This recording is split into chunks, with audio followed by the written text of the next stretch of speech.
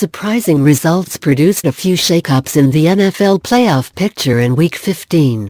Granted, there's still 2 weeks left in the regular season, so teams that may have slipped in the bracket still have chances to reclaim spots.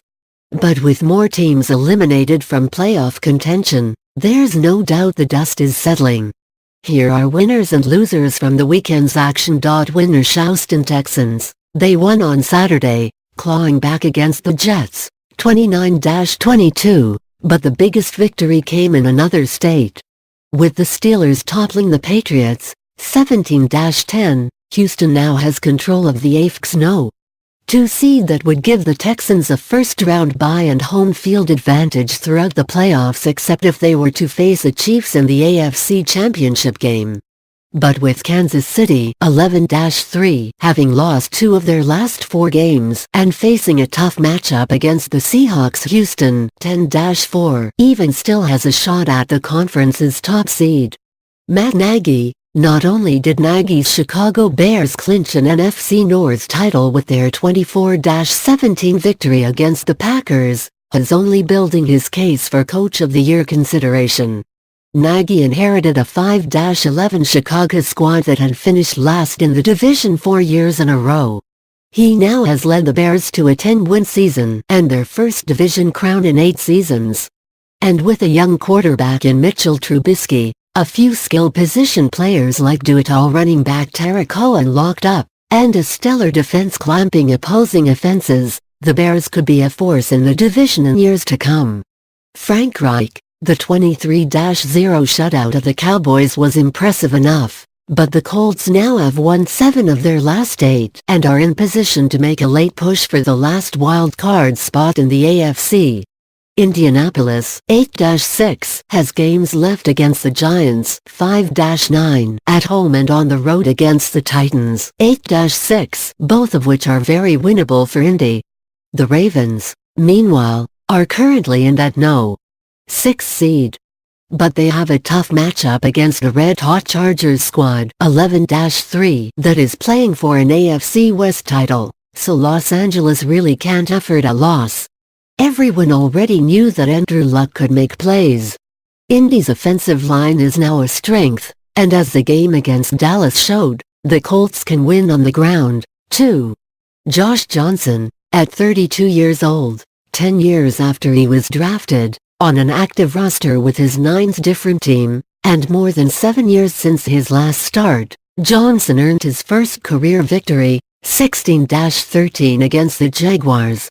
Not only that, but Johnson kept the Redskins 7-7 alive in the NFC East. Washington needs the Cowboys to stumble, but Johnson played effectively enough, 16 for 25 for 151 yards and 1 touchdown with 49 more yards on the ground, and managed the game without committing any turnovers. The Redskins will need some help, but with a capable and talented defense behind him, Johnson could be playing games surprisingly in January. Losers: New England Patriots. With their 17-10 loss against the Steelers, the Patriots tied a season low in points and failed to convert any of their 3 trips into the red zone.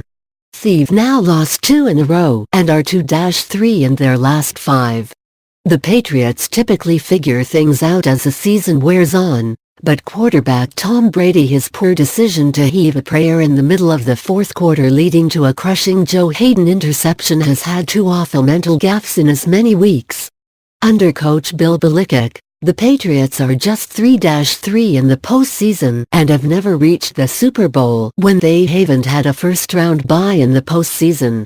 Another concern for New England as it contemplates a potential divisional matchup on the road? The Pats are going to finish the regular season just 3-5 on the road.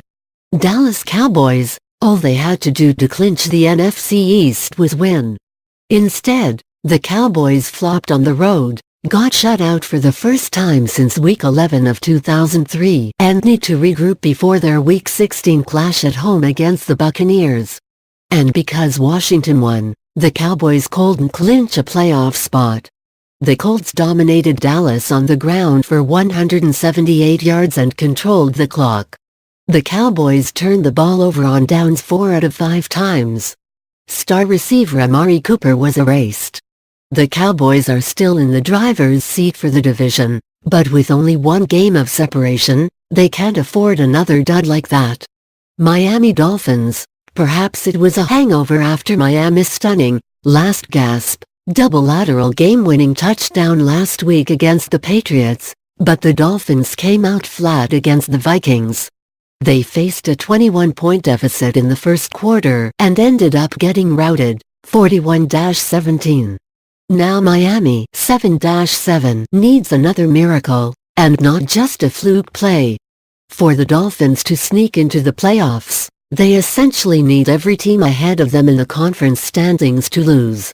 More importantly, they need to win out. The schedule isn't too onerous, but Miami needs way too many lucky breaks for its postseason hopes to be considered anything but a long shot. John DeFilippo. Before this season, many thought of DeFilippo, the former offensive coordinator of the Vikings who was fired last week, as a potential head coaching candidate. Well, in the first game since Kevin Stefanski took over play calling duties for Minnesota, the Vikings' offense was so much more effective. DeFilippo was often criticized for abandoning the running game. Stefanski stuck with it and Minnesota racked up a season-high 220 rushing yards. Stefanski has been a Vikings assistant since 2006, and he returned to concepts like a reliance on play-action passes to open up the offense and the use of screens that made the team so successful under former coordinator Pat Shurmur.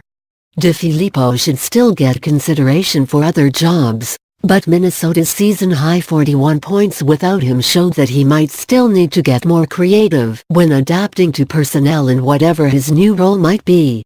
Follow USA Today's Sports' Lorenzo Reyes on Twitter @LorenzoGrays.